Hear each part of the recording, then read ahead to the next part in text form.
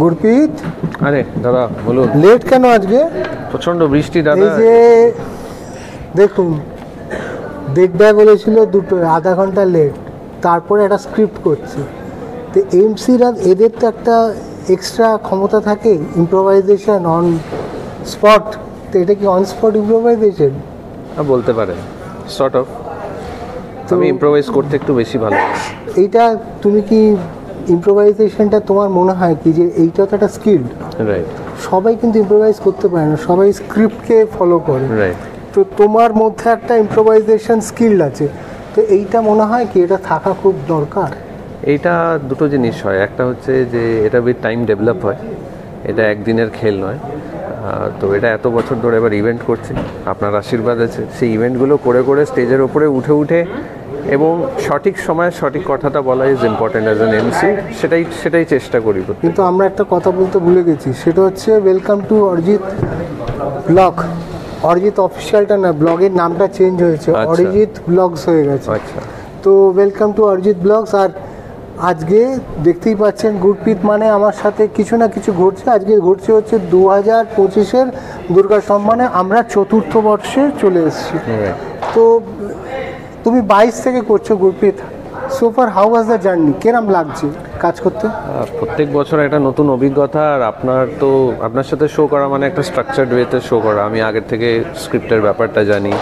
তো আমাকে যে আপনি ইম্প্রোভাইজার কথাটা বললেন, আমি খুব বেশি ইম্প্রোভাইজ করতে হয় না, আনলেস অ্যান্ড আনটিল স্টেজের উপরে কেউ কিছু বললো সেটাকে আমি একটু মডুলেট করে নিজের মতন প্রেজেন্ট করলাম। কিন্তু তাছাড়া আমি যা দেখছি লাস্ট 4 বছরে একটা স্ট্রাকচার থাকে, পুরো জিনিসটা একটা স্ট্রাকচারে চলে এবং তাতে হয় কি মানে আমার কাজটা একটু সহজ হয়ে যায়। এবং গুরপ্রীত তোমার কি দেখো, আমি সবসময় চেষ্টা করি, বা আমরা কি 2022-এ তুমি যখন শুরু করেছিলে, আজকে 2025-এ দাঁড়িয়েছো, আমরা কি এগোচ্ছি? অবশ্যই অনেকটা গ্রোথ দেখলাম। আমাদের সিস্টেম্যাটিক অ্যাপ্রোচ, আগে যেমন জিনিসটা আমরা করতাম, এখন সেখান থেকে অনেকটা চেঞ্জ হয়েছে। এখন আমরা এলইডি স্ক্রিন নিয়ে কাজ করছি, সেখানে অনেকটা অ্যাজ অ্যান এমসি আমার কাজটা কমে গেল। আর তার সাথে আমার কাজ কমার সাথে যেটা হলো সেটা হচ্ছে যে শোয়ের যে ফ্লোটা, স্ট্রাকচারটা, সেটা আরও স্মুথ হয়ে গেল। আমরা টেকনিক্যালি একটু ডেভেলপ করছি, মানে আমরা একটু মানে টেকনোলজি অ্যাডাপ্টেশনটার উপরে জোর দিচ্ছি। তার কারণ হচ্ছে আমার মনে হয়েছিল যে টাইম, মানে যখন আমরা ধরো 22-এ করছিলাম, আমাদের একটা শো যেহেতু প্রত্যেক বছর শক্তি সম্মান বা দুর্গা সম্মান বলো 20 জন করে অলমোস্ট অ্যাওয়ার্ডিরা থাকে, তো তুমি পুরোটাই ন্যারেট করতে, পুরোটাই বলতে, মানে আমাদের প্রত্যেক বছর ওই 22-23 অলমোস্ট 2-3 ঘন্টা করে শো করেছি। এবং এটা তুমি ওখানে তোমার যেটা একটা প্লাস পয়েন্ট ছিল, ও 3 ঘন্টা শোটা একা টানতো, মানে এমসি হিসেবে ও যে কাজটা করতো 3 ঘন্টা। তখন আমার মনে হচ্ছিল যে তোমার কোথাও তোমাকে মানে একটা স্পেস আমাদের দরকার, মানে যারা দর্শক দেখতে আসছে প্লাস যারা অ্যাওয়ার্ডিও রয়েছে, 3 ঘন্টা ইটস আ লং টাইম। যে এত ঘন্টা ধরে আমরা একটা জিনিস নিয়ে করছি, ধৈর্যটা মানুষ হারিয়ে ফেলছে। তখন এটাকে কমানো কি করে যায়? তখন যখন আমরা একটা এলইডি স্ক্রিনকে নিয়ে কাজ করছি, আমরা তখন দেখলাম যে আমরা কি করে জিনিসগুলো অন স্ক্রিন নিয়ে আসতে পারি, মানে আমরা স্ক্রিনটাকে কি করে আরও ম্যাক্সিমাম ইউটিলাইজ করা যায়। তখন আমরা নিয়ে চলে এলাম যে আমরা কিছু কন্টেন্ট, ডেসক্রিপশন, এইগুলো আমরা এখন এলইডি স্ক্রিনে দেখা যাচ্ছে। তো এইটার মানে আমার মনে হয় প্রেজেন্টেশনটা আরও ঝকঝকে হয়ে গেল, তাই না? এবং এই যে দুর্গা সম্মানটা আমরা করি, ধরো প্রত্যেক বছর 20টা ওমেন এম্পাওয়ারমেন্টের ক্ষেত্রে আমরা মানুষ নিয়ে আসি। এই 20টা মানুষকে তো তুমিও জানছো, হাউ ওয়াজ দ্য ফিলিং, মানে কিরম হয় মনে হয়? এই নিয়ে তো আমার আই থিঙ্ক ফোর্থ ইয়ার, প্রায় আমি 4টে বছর বলতে প্রায় 80টা দুর্গার সাথে আমার পরিচয় হয়ে গেছে। এবং বিভিন্ন কাজে, আই মিন আমারও অনেক কাজে ওনারা এসছেন, এরকম অনেক কেসে হয়েছে, তারা তো বিভিন্ন ফিল্ড থেকে আসছেন এবং বিভিন্ন ফিল্ড থেকে কত মানুষের সাথে আলাপ হচ্ছে, নেটওয়ার্কিং হচ্ছে। রাইট, তো সেই নেটওয়ার্কিংটা খুব কাজ করে। আর আমাদের এই ফিল্ডে as an MC I think networking একটা বিশাল বড় একটা। এই যে ধরো তুমি একটা ইনস্টিটিউট করেছো, পুনিত ইনস্টিটিউট, তো এটা আমি আগেও বলেছি, আমি নানা কারণে ওর ইনস্টিটিউট অবধি পৌঁছতে পারিনি, কিন্তু ওর যে উদ্যোগটা, আমি সবসময় ওকে ব্যাক করার চেষ্টা করি, আমার মতন যেটা সঠিক পথ ওকে বলার চেষ্টা করি। এই যে একটা তুমি ধরো আমরা স্টার্টআপ বিলিয়ন শুরু করেছি এই বছরে, এটা কিন্তু ইটস আ স্টার্টআপ, তুমিও কিন্তু একটা স্টার্টআপ ক্ষেত্রে, এবং যারা গুরপ্রীতকে চেনেননি বা জানেন না আজকে দেখছেন ভিডিওটা জানবেন, ও কিন্তু এডুকেশন ফিল্ডেই বিলং করে। এমসিটা বা অ্যাক্টিংয়ে আমি জোর করে ওকে নিয়ে টেনে টেনে করাই। তো হাউ ওয়াজ দ্য, মানে এই পুনিতের জার্নিটা কিরম হচ্ছে তোমার?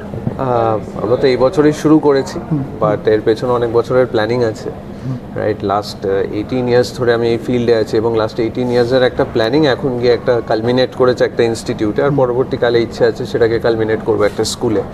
তো সেই জার্নিটা তো এখন আপাতত খুব স্মুথ চলছে। স্মুথ বলবো না, একটু তো হার্ডেলস থাকেই প্রত্যেক স্টার্টআপে, একটা পার্ট অফ দ্য জার্নি এগুলো থাকে, সেগুলোকে ব্যাটেল আউট করছি, কিন্তু হাসি মুখে করছি, ডিসিশন নিচ্ছি, ভালো কাজ করার চেষ্টা করছি। At the end of the day দেখুন, এখন এডুকেশনটা ব্যবসা হয়ে গেছে, but at the end of the day এটা যদি ব্যবসা হয়, আমাকে এমন ব্যবসা করতে হবে যে আমি সেই সার্ভিসটা আমার কাস্টমার অবধি পৌঁছে দিতে পারি।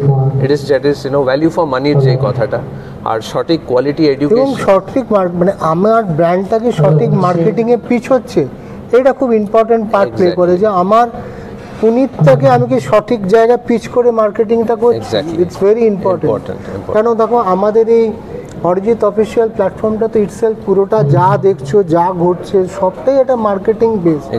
যখন 2017 শুরু করেছিলাম, তখন আমিও ফোকাস ছিলাম না বা বুঝলাম না কি করব, মানে আমিও পদ্ধতিটা অ্যাপ্লাই করতে করতে করতে করতে নিজেই শিখেছি এবং চেষ্টা করেছি আরও কী করে এটাকে ডেভেলপ করা। আর আপনার থেকে যেটা শিখলাম সেটা হচ্ছে, দেখুন, মার্কেটিং করে আমি একটা প্রোডাক্টকে একদিন 1 বছর বিক্রি করতে পারি, কিন্তু তার মধ্যে যদি কোয়ালিটি না থাকে সেটা কিন্তু আর নেক্সট ইয়ার চলবে না। আজকে অরিজিৎ অফিসিয়ালসের দুর্গার সম্মান বলুন, শক্তি সম্মান বলুন, আর অবশ্যই স্টার্টআপ ব্রিলিয়ান্স অ্যাওয়ার্ড শুরু হয়েছে, এটা এত বছর ধরে চলছে কেন? এবং কালার্স অফ কালার এগুলো চলছে কেন? এর পেছনে কি শুধু মার্কেটিং না, এর পেছনে কোয়ালিটি আছে। এবং তোমাকে একটা জিনিস ভাবতে হবে যে আমি যখন এই সাবজেক্টটা নিয়ে কাজ করছি, এই সাবজেক্টের আউটপুটটাকে আমি কি করে চ্যানেলাইজ করব, এবং এটা লং টার্মে কি করে, মানে এটা তুমি যে ধরো আজকে করলাম তো না, এটাকে আমি আরও 10 বছর 15 বছর আমি হয়তো যতদিন বেঁচে থাকবো এটা চলবে। এবং আমার অবর্তমানে যদি আমার ছেলে বা এই যে টিমটা আছে তারা মনে করে যে এটাকে রান করাবে, ইটস এ রান, এটা ব্র্যান্ড। তুমি ব্র্যান্ডটাকে কত অনেস্টলি আমরা ডেভেলপ করছি এবং কি মেসেজ দিচ্ছি।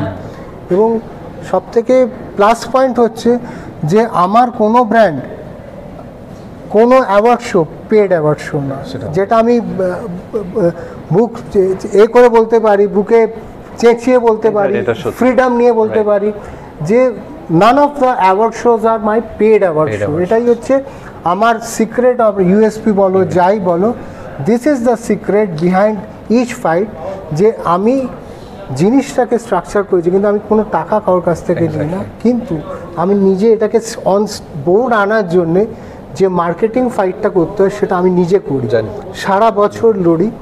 আজকে অনেক লাইট জ্বলছে, অনেক কিছু ঘটছে, তার পেছনে প্রচুর একটা লড়াই আছে। তো দিস ইজ দ্য রেজাল্ট। তুমি পুনিতকে নিয়ে আজকে যে হার্ডওয়ার্কটা করছো, যে লড়াইটা করছো, গুরপ্রীত জেনে রাখো একদিন না একদিন রেজাল্ট পাবে, করবে, উঠবে, কিন্তু ছাড়বে না। পুনিতের হাতটা ছেড়ো না, যেমনি আমার হাতটাও ছেড়ো না, আমিও তোমার হাতটা ছাড়বো না, ধরে রাখলাম। তো ব্লগটা এখানেই শেষ করছি, প্রচুর কাজ আছে, বুঝতেই পারছেন, ইভেন্টের দিন অনেক কিছু করার আছে। তো আমরা নেক্সট ব্লগে আবার আসবো, আবার কিছু সাবজেক্ট নিয়ে আসবো। আর আজকে একটা অদ্ভুত জিনিস 2025 দুর্গা সম্মানে অরিজিৎ অফিসিয়াল নিয়ে আসবে, সেটার উপরেও ব্লগ করব, দেখতে পাবেন। তো অরিজিৎ ব্লগের সাথে থাকুন, আর আমার মেন ইউটিউব চ্যানেলটা একটু বলে দাও সাবস্ক্রাইব করতে। অরিজিৎ অফিসিয়ালস সাবস্ক্রাইব করুন, এবং অরিজিৎ ব্লগস সেটাও সাবস্ক্রাইব করুন, এবং নজর রাখুন, something interesting is about to happen. হচ্ছে আজকে একটা সুন্দর ইভেন্ট দি স্ট্যাডেলে হচ্ছে, আপনারা দেখতেই পাচ্ছেন।